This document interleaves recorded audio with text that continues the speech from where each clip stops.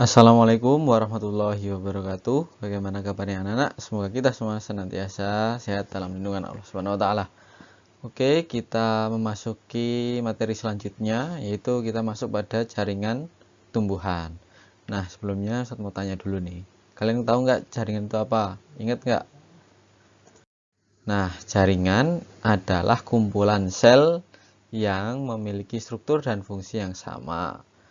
Nah, memiliki fungsi tertentu. Sel-sel pada tumbuhan yang memiliki struktur yang sama terintegrasi menjadi satu jaringan. Nah, punya fungsi tertentu pada tumbuhan. Nah, berdasarkan aktivitas pembelahan sel, penyusun jaringan selama masa pertumbuhan dan perkembangan, nah, sel jaringan itu jaringan tumbuhan dapat dikelompokkan menjadi dua, yaitu jaringan meristem atau jaringan embrional dan jaringan permanen atau jaringan dewasa. Nah, jaringan meristem atau embrional disebut embrional karena selnya aktif membelah diri secara mitosis. Tumbuhan mengalami tumbuh tinggi dan bertambahnya volume. Berdasarkan asal terbentuknya, jaringan meristem itu terbagi menjadi dua, yaitu meristem primer dan meristem sekunder. Nah, meristem primer itu contohnya adalah nih di samping nih. Ini di ujung batang dan di ujung akar. Biasanya meristem primer itu terdapat di situ. Kemudian meristem primer itu menyebabkan pertumbuhan primer, yaitu pertumbuhan vertikal ke atas atau panjang akar dan batang ke bawah. Kalau akar ke bawah ya, juga panjang batang yang ada. Nah, selanjutnya adalah meristem sekunder, yaitu meristem yang berasal dari jaringan dewasa. Nah, contohnya adalah kambium vaskuler. Nah, kambium vaskuler ini terletak di antara jaringan pembuluh ya, xilem dan floem, ya, dan jaringan gabus atau kambium gabus. Disebut juga kambium pembuluh. Nah, ini biasanya terletak ada pada tumbuhan dikotil, sedangkan tumbuhan monokotil tidak ada. Nah, ini berperan dalam pertumbuhan sekunder, yaitu menimbulkan pertumbuhan melebar, pertambahan besar dan melebar pada tumbuhan. Nah, selanjutnya kita mengamati penampang melintang sebuah batang pohon ya. Ini adalah contohnya. Nah, tahukah kita apa ini bulat-bulat ini? Lingkaran-lingkaran ini disebut lingkaran tahun. Lingkaran tahun itu dimunculkan atau timbul karena perkembangan aktivitas kambium vaskuler ya, dipengaruhi oleh musim. Jadi kalau pas musim kemarau itu biasanya lingkaran tahunnya ini gelap dan tipis, sedangkan ketika dia banyak airnya atau pas musim hujan itu biasanya terang, warnanya terang dan lebar. Ini menunjukkan bahwa tumbuhan ini bisa dihitung dari lingkaran ini, bisa dihitung umurnya biasanya. Nah, dari lingkaran tahun. Oke, lanjut. Nah, tumbuhan dikotil itu memiliki meristem sekunder sehingga batang tumbuhan dikotil dapat tumbuh besar. Sedangkan monokotil tidak memiliki meristem sekunder sehingga batang tumbuhan monokotil tidak dapat tumbuh besar. Nah, pernah kalian melihat pohon kelapa dan pohon palem? Pohon kelapa dan palem merupakan tumbuhan yang monokotil. Namun, ketika kamu mengamati pohon tersebut ternyata memiliki batang yang besar. Nah, mengapa demikian? Silahkan tuliskan alasan kalian di kolom komentar. Nah, selanjutnya kita masuk pada jaringan dewasa.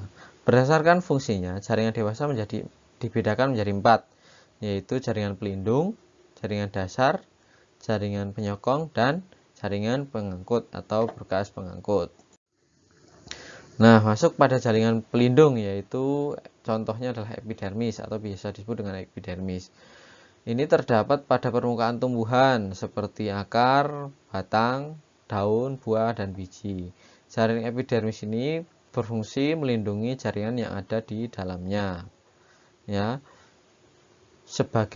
dari berbagai faktor luar yang dapat merugikan pertumbuhan si jaringan di dalamnya. Contohnya ini ada pada jaringan epidermis pada tumbuhan rhodiscolor. Ini epidermisnya. Ini ada beberapa mengalami modifikasi berupa stomata. Sedangkan pada durian ini mengalami modifikasi menjadi sebuah seperti sisik ya. Lanjut. Selanjutnya adalah jaringan dasar atau parenkim. Nah, jaringan ini tersusun dari sel-sel hidup dengan struktur morfologi dan fisiologi yang bervariasi dan masih melakukan kegiatan atau proses fisiologi. Nah, jaringan parenkim itu disebut jaringan dasar karena terdapat pada seluruh bagian tumbuhan ya. Nah, contohnya pada daun ini ada mesofil ya. Mesofil palisade dan bunga karang yang kemudian berdiferensiasi. Nah, ini jadi jaringan karang atau dan jaringan tiang. Nah, ini berfungsi dalam proses fotosintesis, sedangkan parenkim yang lain juga berdiferensiasi menjadi untuk menjadi tempat cadangan makanan. Contohnya ada pada umbi kentang. Nah, selanjutnya jaringan penyokong atau penguat. Nah, jaringan ini berperan dalam menunjang bentuk tumbuhan. Berdasar bentuk dan sifatnya ada dua, yaitu kolenkim dan sklerenkim. Nah, kolenkim ini jaringan yang berfungsi menyokong bagian tumbuhan yang masih muda. Nah, sel-sel jaringan kolenkim memiliki dinding sel yang mengalami penebalan namun tidak merata. Sedangkan sklerenkim ini merupakan jaringan penguat yang bersifat permanen. Jaringan sklerenkim berfungsi untuk menyokong tubuh tumbuhan yang sudah tua. Nah, yang terakhir adalah jaringan pengangkut. Nah, apa itu jaringan pengangkut? Nah, seperti yang kemarin saya jelaskan, ada dua, yaitu xilem dan floem. Nah, xilem itu berfungsi untuk mengangkut air dan zat-zat terlarut di dalamnya dari akar menuju daun. Sedangkan floem ini ya, floem ini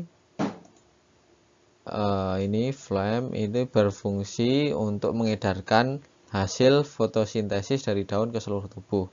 Ini yang xilem. Nah, pada contoh di samping ini adalah penampang melintang akar ya, tumbuhan dikotil dan monokotil. Ini terdapat berkas pengangkut di dalamnya. Nah, lihat bentuknya beda nggak? Dikotil dan monokotil. Nah, menurut kalian perbedaan jaringan pengangkut pada tumbuhan dikotil dan monokotil apa? Silahkan ditulis di kolom komentar. Mungkin itu aja dari Ustadz, kurang lebihnya mohon maaf. Assalamualaikum warahmatullahi wabarakatuh. Tetap semangat belajar.